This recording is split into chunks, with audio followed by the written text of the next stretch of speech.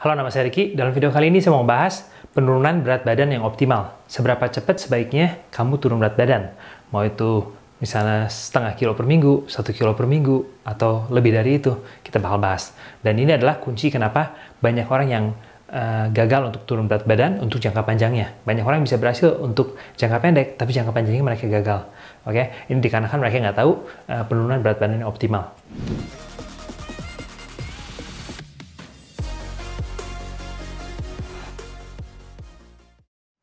Oke, jadi kesalahan rata-rata orang pada saat mereka mau menurunkan berat badan, yaitu pertama, mereka turun berat badan terlalu cepat atau turun berat badan terlalu lambat. Oke, masalahnya dengan turun berat badan terlalu lambat, ini bikin kamu nggak motivasi. Oke, kenapa nggak turun-turun di berat badan? Sedangkan turun berat badan terlalu cepat, ini bikin kamu lebih motivasi, tapi kamu punya resiko untuk massa otot ikut turun juga. Dan ini nggak bagus buat jangka panjangnya, karena metabolic rate kamu, metabolisme bakal menurun, akhir-akhirnya penurunan berat badan bakal stuck, bakal makin susah ke depannya. Gitu. Oke, jadi saya mau bahas dulu pertama, seberapa cepat sebaiknya turun berat badan.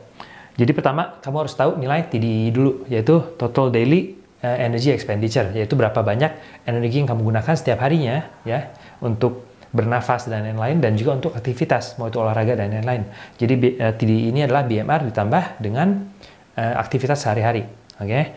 Dan kalau kamu misalnya menjalankan kalori defisit 250 kalori per minggu, kamu bakal turun sekitar 1/4 kilo. Kalau kamu turun sekitar 500, ya, ini sekitar setengah kilo per minggu, dan kalau kamu kalori defisit sekitar 1000, itu sekitar 1 kilo per minggu. Oke, ini kira-kira. Karena rumusnya begini, setiap 7.700 kalori itu sama dengan 1 kilo berat badan. Oke, ini nggak selalu akurat karena ada berat air dalam badan kita. Oke, tapi itu kira-kira untuk penurunan massa lemak dalam badan kita. Oke, kalau kamu misalnya menjalankan kalori defisit 1000 kalori per hari, kesimpulannya seminggunya itu kamu bakal turun sekitar 7.000 kalori. Jadi itu sekitar sampai 1 kilo gitu. Ini kesalahan rata-rata orang ya, banyak yang turun berat badan biasa terlalu lambat, akhirnya nggak motivasi, nanti akhir-akhirnya nyerah. Oke, itu makanya saya nggak menyarankan buat rata-rata orang untuk turun berat badan dengan pelan-pelan. Kenapa mau turun berat badan pelan-pelan kalau kamu bisa turun berat badan dengan cepat? Oke, jadi saran saya gimana? Saran saya buat kalian yang punya berat badan yang udah lumayan tinggi atau bahkan obesitas, body fat kamu atau lemak tubuh kamu sudah di atas 35%, kamu bisa menjalankan kalori defisit sampai 1000 kalori atau bahkan lebih. Oke, buat kalian yang misalnya punya berat badan yang 100 kilo, 90 kilo, dan kamu butuh turun berat badan dengan cepat, kamu bisa menjalankan 1000 kalori defisit atau bahkan lebih. Jadi kalau misalnya TDEE kamu di sekitar 3000 kalori, walaupun kamu turunin dengan 1000 kalori, kamu masih bisa makan di 2000 kalori. Nggak apa-apa. Oke? Dan kedua, kamu punya energi cadangan.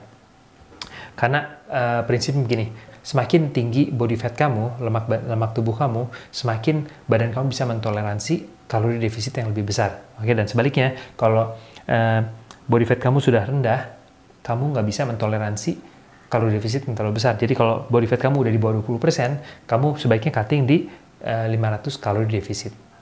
Gitu. Oke, jadi itu kuncinya. Dan berikutnya juga yang paling penting pada saat kamu diet, menjalankan kalori defisit, yaitu kamu menjalankan latihan resistance training atau latihan beban. Ini penting banget untuk menjaga massa otot. Oke? Karena semakin massa otot kamu menurun, metabolisme kamu makin menurun. Jadi dengan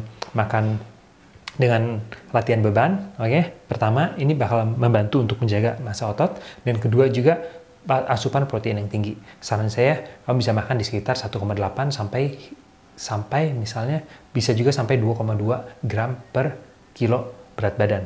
Oke, jadi kalau berat badan kamu misalnya sekitar 70, kamu bisa makan di sekitar 140 gram protein tiap harinya, gitu.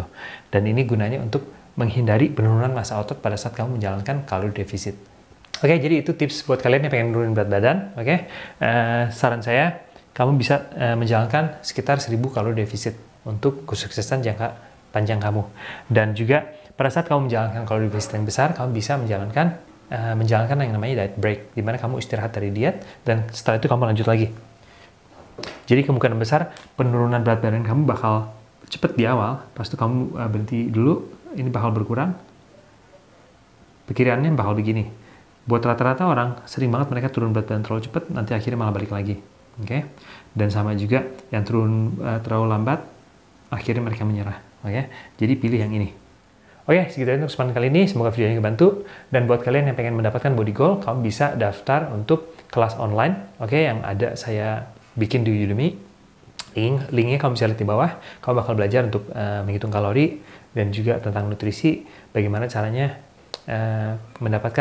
menentukan kalori yang tepat untuk turun berat badan. Dan saya bahas lebih banyak lagi semua cara untuk diet yang benar. Dan kalau kamu misalnya butuh seorang coach untuk one-on-one coaching, kamu bisa juga daftar di website kami, indofitnessfamily.com. Oke deh, segitu aja untuk kesempatan kali ini. Makasih banyak udah mampir dan sampai lain kali.